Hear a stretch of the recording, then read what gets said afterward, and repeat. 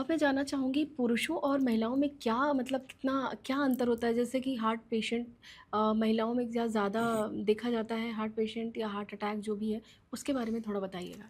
3:1 ratio होता है, मतलब हर 3 पुरुषों में हार्ट अटैक्स अगर होता है तो एक महिला में हार्ट अटैक होता है। दैट इज़ द रेशो, अच्छा, मतलब 3 गुना ज़्यादा हार्ट अटैक्स पुरुषों में देखने को मिलता है।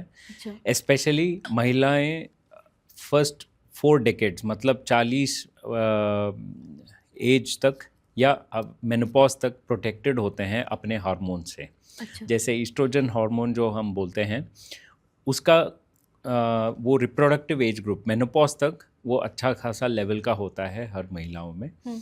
तो उस हार्मोन का प्रोटेक्टिव इफेक्ट्स होते हैं, जैसे अच्छा। हाँ, जैसे हाइपरटेंशन को प्रिवेंट करता है, हुँ। हार्ट डिजीज़ को प्रिवेंट करता है, कोलेस्ट्रॉल को कम करता है। ये ईस्ट्रोजन का प्रोटेक्टिव इफेक्ट होता है। लेकिन जब मेनोपॉज हो जाता है तो ईस्ट्रोजन का लेवल अचानक कम हो जाता है। अचानक कम हो जाने से मेनोपॉज के बाद वो रिस्क कम से कम 3 से 4 गुना बढ़ जाता है पुरुषों से ज़्यादा। ओह! अच्छा। यस, तो ये प्रोटेक्शन बाप जो रे! है सिर्फ वो मेनोपॉज तक होता है। मेनोपॉज के बाद उससे कई गुना ज़्यादा बढ़ जाता है। ओह! तो ये लाइफ लॉन्ग इंश्योरेंस नहीं होता है। इसीलिए हुँ, बोलते हैं कि जो यंगर एज ग्रुप महिलाएं होते हैं, हुँ, इनको एक हेल्दी लाइफस्टाइल मेंटेन करते हुँ। रहना है। और मेनोपॉज के बाद इनके हार्मोन लेवल्स चेक करवाना चाहिए। ज़रूरत पड़े तो अपने लेडी डॉक्टर्स या गायनेकोलॉजिस्ट या फिजिशियन से मिलके they have to discuss about hormonal replacement therapies and stuff. आप मुझे बताइएगा कि जैसे कम एज में जिनको हार्ट की प्रॉब्लम शुरू हो रही है, तो उसके सिम्पटम बताइएगा महिलाओं में और पुरुषों में दोनों में। मतलब आप जैसा आपने बताया कि महिलाओं में तो जब ये ज़्यादातर होने लग जाता है, जब ये मेनोपॉज़ वाला हाँ फ़ेज़ जी। आता है, तो उसके बाद होना शुरू होता है। पुरुषों में बताइएगा कि पुरुषों में क्या होता है और मेनोपॉज़ के बाद महिलाओं में कौन-कौन से लक्षण आते हैं? सबसे पहले पुरुषों में बताइएगा। पुरुषों में देखिए, चेस्ट पेन हुँ, सबसे कॉमन सिम्टम होता है, स्पेशली सेंट्रल चेस्ट पेन, बिल्कुल बीचों बीच। हुँ, या इंडाइजेशन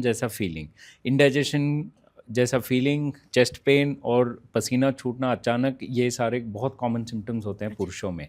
महिलाओं में फॉर वॉट एवर रीज़न उनका चेस्ट पेन और चेस्ट पेन कम होता है, हुँ, लेकिन ऊपरी हिस्से में, पेट के ऊपरी हिस्से में थोड़ा दर्द और सांस फूलना, ये ज़्यादा कॉमन सिम्टम्स देखने को मिलते हैं। ये एग्जैक्ट रीज़न अभी तक पता नहीं है, अच्छा। लेकिन कुछ थोड़ा सा डिफ़र कर सकता है हुँ, पुरुषों में और महिलाओं में।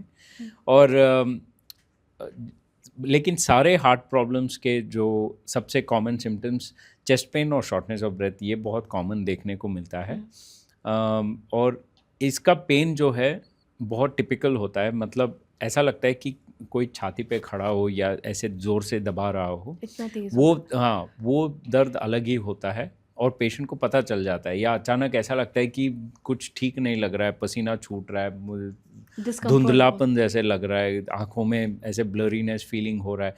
वो सारे हो सकते हैं हार्ट अटैक के सिम्पटम्स।